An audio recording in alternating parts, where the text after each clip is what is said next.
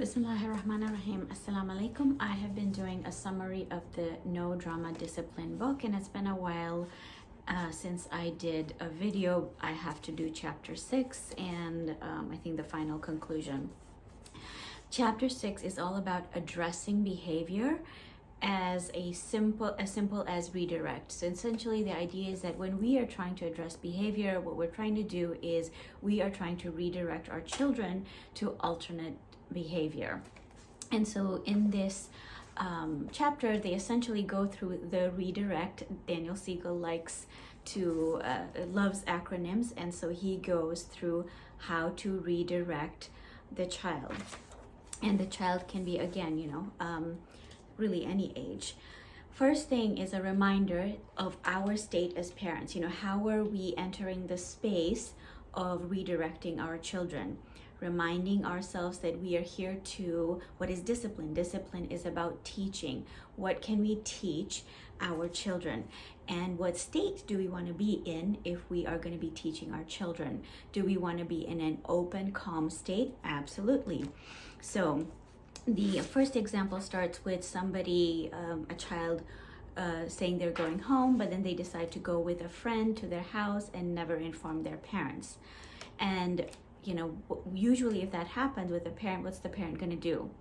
First time, at the moment the kid comes home, you're going to yell and scream at them. Again, normal feeling of frustrated anger, where's my kid?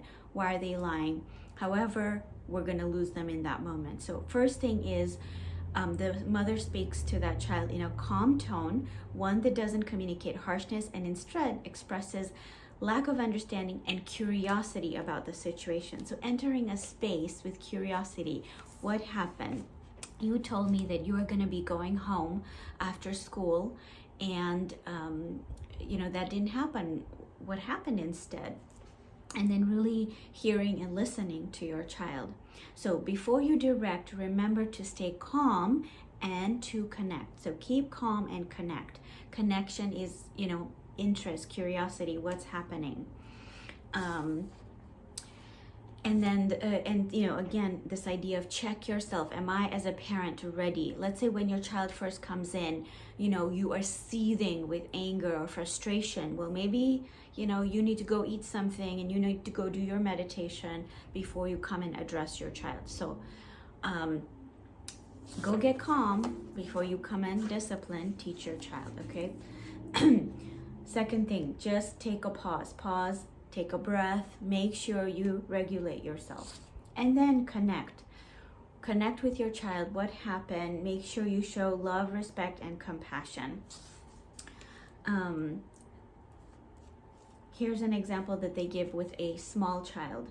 So children do need rules. Calm doesn't mean that, I was calm with the child and I just didn't say anything. Absolutely not. We want to address their behavior. So this is a small child wanting, I know you really want another ice pop, but I'm not going to change my mind. It's okay to cry and be sad and disappointed. I'll be right here for you to comfort you while you're sad. So again, conveying, I'm here for you. You're allowed to have your feelings. Okay, so what are the strategies? Redirect. R stands for reduce words. E stands for embrace emotions. D is describe, don't preach. I is involve your child in the discipline. R is reframe a no into a conditional yes. E is emphasize the positive. C is creatively approach the situation. And T is teach mindset tools. So I'm gonna, go through these really quickly, and then I'm gonna read some of the examples that they have, just because sometimes their words are better than mine.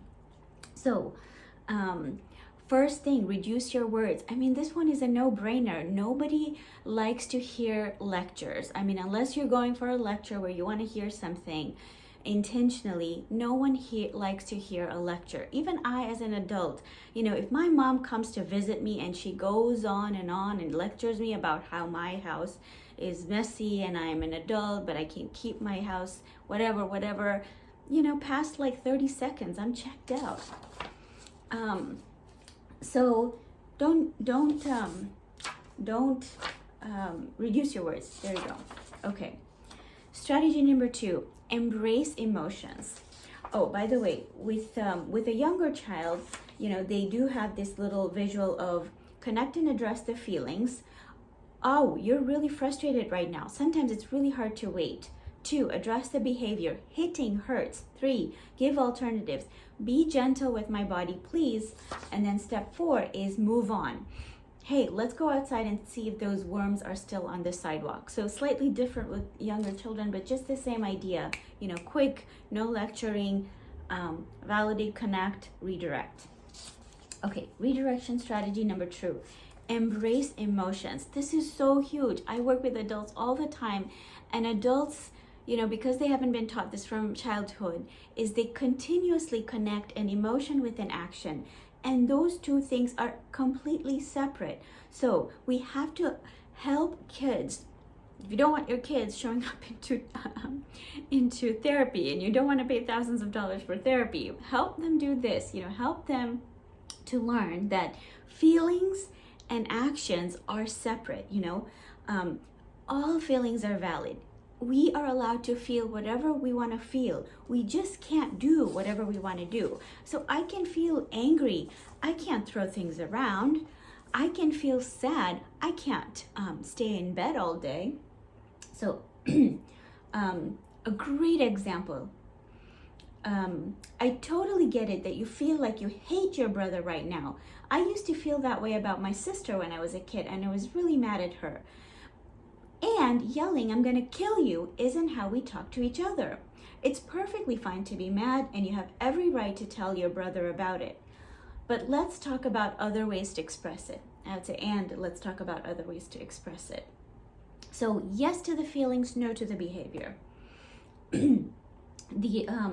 The other thing that they convey here, you know, statements like, don't be silly, it's not a big deal, you know, those are really, really invalidating statements. And there's a very important concept here, is that when we invalidate our children and adults too, for children, it creates this sense of what they call incoherent core self, meaning is a person feels something, a child feels something, they feel, let's say, sad, angry, frustrated. And then when we as adults verbalize to them, oh, you're fine, you're okay, this is no big deal, inside of them, that child goes into like, what? There must be something wrong with me. I'm feeling this, but my mom says I'm not supposed to feel this, so there must be something wrong with me. Because she's the adult, right? She's the smart one. She knows better than me. So there's something wrong with me. That is really, really bad. Invalidating experience is one of the biggest things that shows up in something called BPD. Anyway, I'm going slightly off course here, but what we want to create is a contingent response. And a contingent response is when we can verbalize to our child their internal state. You know, you're feeling really, really sad right now. You're really, really frustrated that your little brother keeps taking your watch even though you're telling him not to take it, right? So very, very important to help our kids to feel congruent with their emotions. Remembering again, emotions are okay, actions, all emotions are okay, all actions are not okay. One last statement I want to read out is that her core self will be much more incoherent, leaving her confused, full of self-doubt, and disconnected from her emotions. When we say statements like stop crying or why are you upset, you know, these again, similar kinds of statements that are so invalidating. So I'm going to actually stop here, and I'm going to do another video to do the rest, and so I'll see you back, but this is a 10-minute with the first two strategies.